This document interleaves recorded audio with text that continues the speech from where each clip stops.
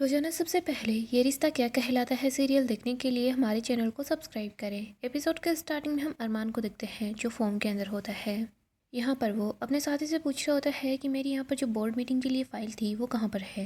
वो बता रहा होता है कि वो तो क्रिस सर ने मंगवा ली थी। अरमान सोच रहा होता है शायद क्रिस ने स्टडी के लिए मंगवाई होगी।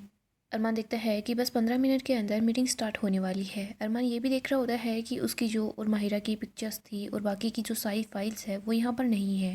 तभी अरमान के पास ग्रुप में मैसेज आता है। अरमान को पता चलता है कि बोर्ड के जो मेंबर्स हैं वो सब लोग यहाँ पर आ गए हैं। अरमान बोर्ड मीटिंग के लिए आ जाता है। यहाँ पर मित्तल भी होता है।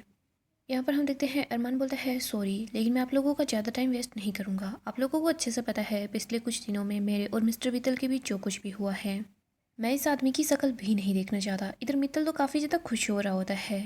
अरमान बताता है कि मैं मित्तल के साथ काम नहीं कर सकता। इधर मित्तल अपने आदमी को इशारा करता है। यहाँ पर अरमान को एक बॉक्स मिलता है जिसके अंदर उसके सारे सर्टिफिकेट होते हैं। मायरू की उसकी पिक्चर भी होती है, बाकी की सारी फाइल्स भी होती हैं। यहाँ पर क्रिस भी अरमान को एक नोटिस देता है। अरमान जैसे ही उस लेटर को देखता है तो उसको बहुत गुस्सा आता है। वो बोलता है कि ये क्या मजाक है। इधर मित्तल बोलता है तुम्हारा टर्मिनेशन लेटर है अरमान। बोर्ड ने फैसला किया है, सब लोग मिलकर तुम्हें इस फॉर्म से निकाल रहे हैं। अरमान बोलता है ऐसा नहीं हो सकता, क्योंकि वैसे भी इस फॉर्म के सबसे ज़्यादा शेयर्स मेरे पास है। मैं इस फॉर्म से नहीं निकल सकता। इधर मित्तल हंस रहा होता है और बोलता है अरमान तख्ता पलट, और ये परंपरा अभी नहीं चली है, ये तो राजा महाराजाओं के टाइम से चलती आ रही है। और वैसे भी ये पहली बार नहीं हो रहा है कि ओनर को उसकी कंपनी से निकाला जा रहा है। अरमान बोलता है इसका भी एक प्रोसेस होता है। सबसे पहले बोर्ड ओनर को नोटिस भेजता है। अगर ओनर को रिस्पॉन्स ना दे उसी के बाद आगे की प्रोसेस होती है। मित्तल बताता है कि मैंने तो सारी प्रोसेस को फॉलो किया है। मैंने तुम्हारे पास नोटिस भेजा था पर तुम ही थे जिसने जवाब नहीं दिया, लेकिन तुम्हारी फैमिली के 2 मेंबर ने उन कागजात पर साइन कर दिए। अरमान बोलता है क्या, लेकिन ये सब कुछ किसने किया। मित्तल अपने हाथ से कुछ पेपर्स निकालता है और बोलता है कि आप खुद से ही देख लीजिए। अरमान को यहाँ पता चलता है कि संजय और क्रिश इन दोनों ने ही सिग्नेचर किए हैं।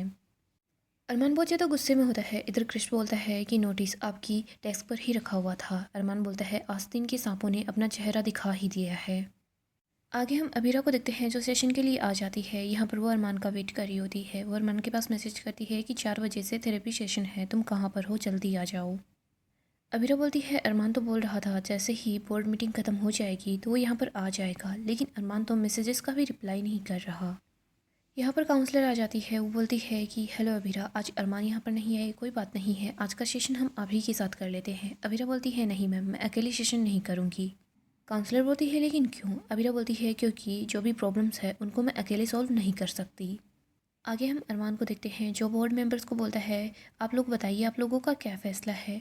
यहाँ पर मित्तल बोलता है जो लोग अरमान के टर्मिनेशन के फेवर में है प्लीज़ वो अपना हाथ उठा लीजिए। यहाँ पर बोर्ड के सब मेंबर अपना हाथ उठाते हैं। अरमान ये देखकर काफ़ी हैरान हो जाता है। इधर मित्तल बोलता है कि देखिए मिस्टर अरमान, वैसे भी फैसला हो चुका है। हम सब लोगों की सहमति के जरिए अब आपकी जो भी सारे के सारे शेयर्स हैं वो संजय बंसल और क्रिस बंसल को ट्रांसफ़र किए जा रहे हैं। मित्तल बताता है कि पौधा फॉर्म के नए ओनर आज से क्रिश एंड मिस्टर बंसल हैं। इधर बोर्ड के मेंबर बात करते हैं कि मिस्टर संजय अरमान के सगी फूफा जी हैं ना। दूसरा बोल रहा होता है लेकिन आजकल के ज़माने में किसी पर भी भरोसा नहीं किया जा सकता। मित्तल संजय के पास आता है और बोलता है आइए बंसल साहब। उसके बाद वो अरमान की चेयर के पास आ जाता है और संजय को वहाँ पर बैठा देता है। अरमान जैसे ही संजय को दिखता है तो संजय खड़ा हो जाता है। वो बहुत ज़्यादा डर जाता है। अरमान बोलता है मित्तल से हाथ मिलाने से पहले कम से कम ये तो देख लेते कि इसके हाथ कितने ज़्यादा गंदे हैं। इसने हमारी माहिरू की ज़िंदगी को बर्बाद करने के लिए जी तोड़ कोशिश की थी। फूफा साहब आप क्या सब कुछ भूल गए हो। अगर आपने दुनिया के किसी और शख्स के साथ हाथ मिलाया होता तो आप सिर्फ गद्दार कहलाते, लेकिन कॉन्ग्रेचुलेसन्स, अब आप पूरे परिवार के गुनहगार कहलाओगे। अरमान बोलता है घर आने से पहले नज़रें नीचे झुकाकर चलने की प्रैक्टिस कर लेना। मैं फ़िलहाल जा रहा हूँ। ये मेरे दादाजी की फ़ॉर्म है। आपने मुझे तो धोखा दे दिया है लेकिन फ़ॉर्म को धोखा मत देना। अभी तक तो मेरे गुस्से को मेरे संस्कारों ने बांध कर रखा है, लेकिन अब मैं सारे के सारे बंधन तोड़ दूंगा। इधर मित्तल हंस रहा होता है। अरमान को गुस्सा आता है। वो मित्तल की कॉलर पकड़ लेता है। अरमान बोलता है मित्तल जितना हंसना है हंस ले, मैंने गुप्ता का जो मर्डर केस था उसको रीओपन करवा दिया है। मित्तल बोलता है मेरी बेटी महर मर चुकी है, तुझे जो करना है कर, केस रीओपन करना है कर ले, लेकिन तू कुछ भी नहीं बिगाड़ पाएगा। तू बस बड़ी बड़ी बातें कर सकता है। अरमान वहाँ से जा रहा होता है तभी मित्तल पीछे पीछे आता है और बोलता है पोदार तू भाग कहाँ रहा है, हिम्मत है तो मुझ पर हाथ उठाकर दिखा।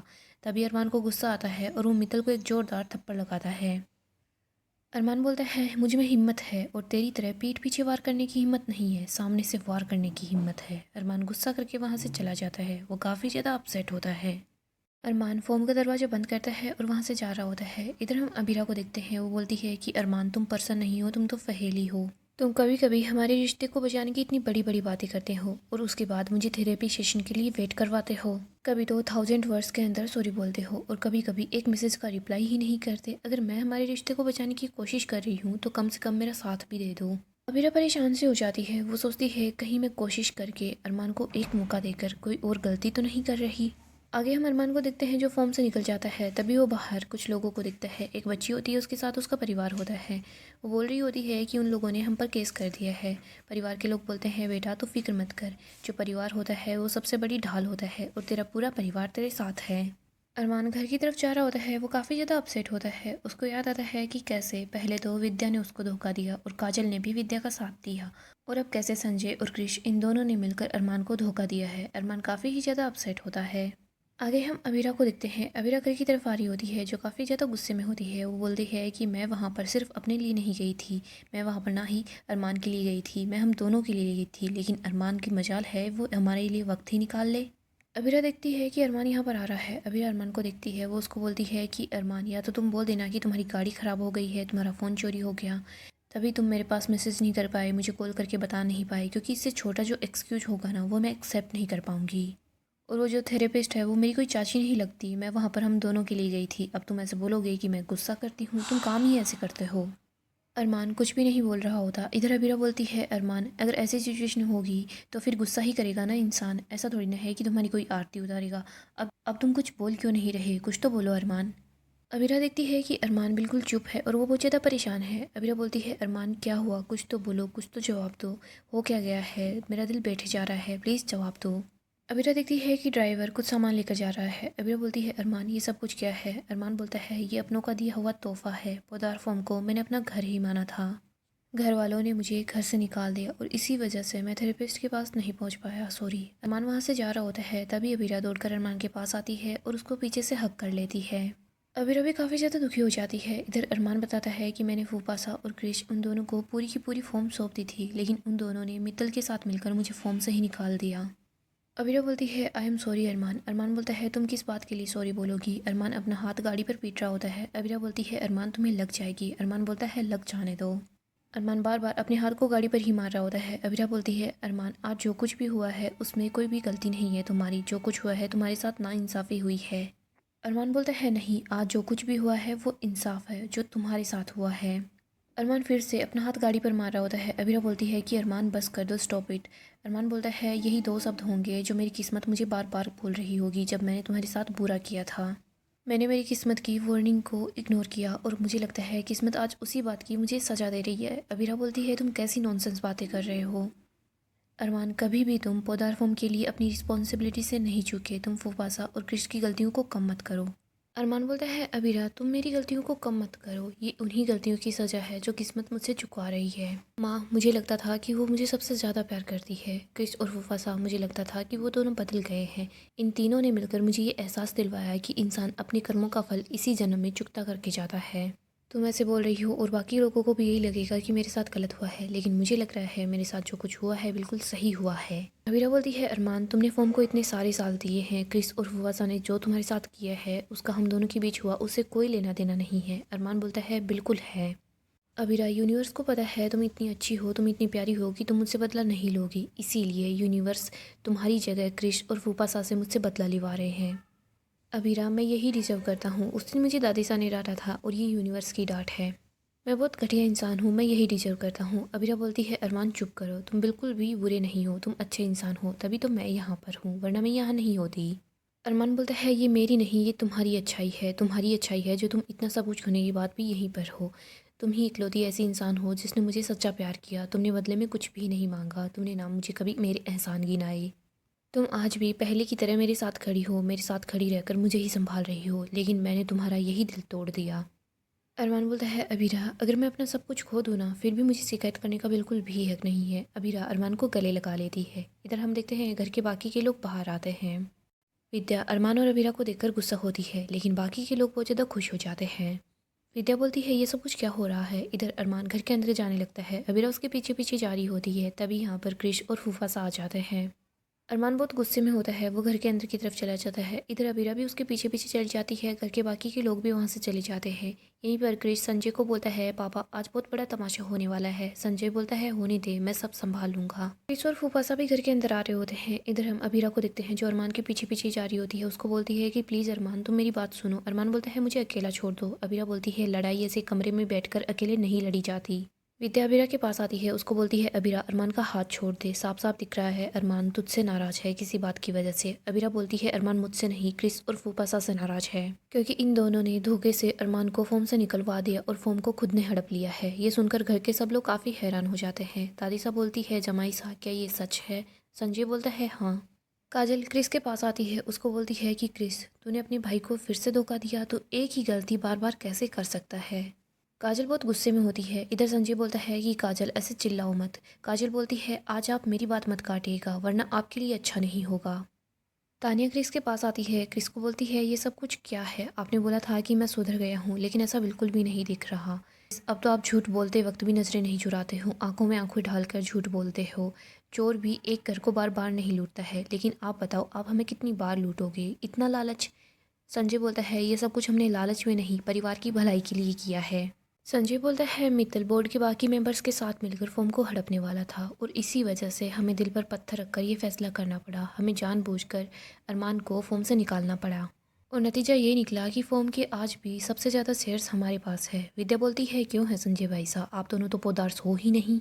विद्या बोलती है आपने जो ये अपनी नीयत के सामने महानता का पर्दा लगा रखा है ना, ये पर्दा इतना पतला है कि आपकी नीयत साफ साफ नजर आ रही है संजय भाई साहब। संजय बोलता है अगर आपकी नज़रें इतनी ही ज़्यादा तेज है तो जब अरमान मित्तल के साथ बिजनेस करने में बिजी था तब आपको ये नहीं दिखा क्या कि फॉर्म किसने चलाई थी। फॉर्म को सिर्फ मैंने अकेले ने संभाला था। फॉर्म की तरफ पोदार होने का फ़र्ज सिर्फ मैंने अकेले निभाया है। मनोज को भी गुस्सा आता है। वो संजय के पास आता है। उसको बोलता है अगर आप फॉर्म की तरफ अपना फ़र्ज निभाते ना तो सबसे पहले मित्तन का प्लान जो भी है वो अरमान को आकर बताते और उसके बाद अरमान फॉर्म को बचाने का तरीका अपने आप ढूंढ लेता। संजय बोलता है फॉर्म को बचाने का कोई तरीका नहीं था। मनोज बोलता है तो भी आपको अरमान को सब कुछ बताना चाहिए था, लेकिन आपने जानबूझकर अरमान को कुछ भी नहीं बताया क्योंकि आपको अच्छे से पता था अरमान फॉर्म को बचाने का कोई ना कोई तरीका तो ढूंढ ही लेगा। उस फॉर्म के मालिक कैसे बन जाते। संजय बोलता है जिस फॉर्म को इतनी ऊंचाइयों तक ले जाने के लिए मैंने इतना काम किया है उसके बारे में तुम राय ना दो तो ही अच्छा है। मनोज बोलता है 8 साल पहले तक अरमान ही इस फॉर्म को चलाता था और उसके बाद भी अरमान ने ही सारे फैसले किए हैं। फॉर्म को इतना कामयाब बनाने के पीछे हमेशा अरमान का हाथ रहा है ही है, इसीलिए आप ये इस फॉर्म को बचाने के दावे छोड़ दीजिए और जो सच है वो बोलिए। संजय बोलता है कैसा सच। मनोज बोलता है यही कि बरसों पहले से ही आपकी और आपके इस बेटे की पोदार फॉर्म पर नजरें कड़ी हुई थी, तभी तो आपने सालों पहले ही पोदार फॉर्म को हड़प लिया था और आज भी आपने वही सब कुछ किया है। संजय बोलता है सालों पहले क्या हुआ था ये सब कुछ तुम्हें याद है, लेकिन क्या तुम ये भूल गए हो वो मित्तल हम लोगों से बदला लेने के लिए मरा बैठा है। शुक्र है कि हम बाप बेटे ने उसको रोक लिया वरना वो हमारे पूरे परिवार को बर्बाद कर देता।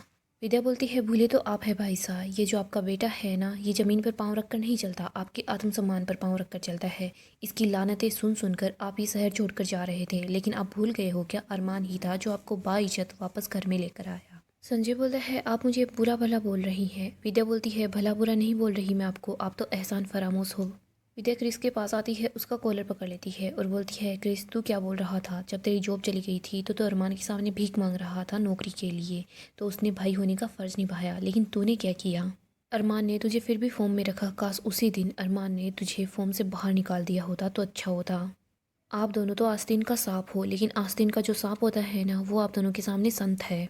ऐसे कहने को तो आप दोनों बाप बेटे हो, लेकिन एहसान फरामोशी में धोखेबाजी में तो एक दूसरे के ही बाप हो। चल क्रिस चलकर अरमान से माफ़ी मांग। तभी यहाँ पर आर्यन आता है और बोलता है ताई सा रहने दीजिए, इनके अंदर ज़मीर ही नहीं है जो आपकी डांट से जाग ही जाए। गाइस डेली अपडेट के लिए आप हमारे चैनल को सब्सक्राइब करें, साथ ही साथ वीडियो को लाइक भी कर दें। गाइस अपकमिंग एपिसोड काफ़ी ही ज़्यादा इंटरेस्टिंग होने वाला है। अपकमिंग एपिसोड में हम देखेंगे अबीरा को बहुत गुस्सा आता है। अबीरा बस खड़े खड़े सब लोगों की बातें सुन रही होती है। वो देखती है कि अरमान कुछ नहीं बोल रहा, वो बस चुपचाप है। अबीरा बोलती है कि सब बस कर दीजिए। इसके बाद वो संजय के हाथ में जो भी पेपर्स होती है उनको उठाकर फेंक देती है। अबीरा क्रिस के पास आती है, उसका कॉलर पकड़ लेती है। उसको बोलती है कि क्रिश तूने ये जो कुछ किया है वो ठीक नहीं किया। इधर क्रिश बोल रहा होता है पापा प्लीज़ हेल्प करो। संजय अभीरा के पास आता है, उसको बोलता है कि अभीरा क्रिस को छोड़ दे। अभीरा बोलती है फूफासा जंगल का रूल होता है, शियार कभी शेरनी को नहीं धमकाता और आवाज़ उठाने का हक सिर्फ उसी को होता है जो सच बोलता हो।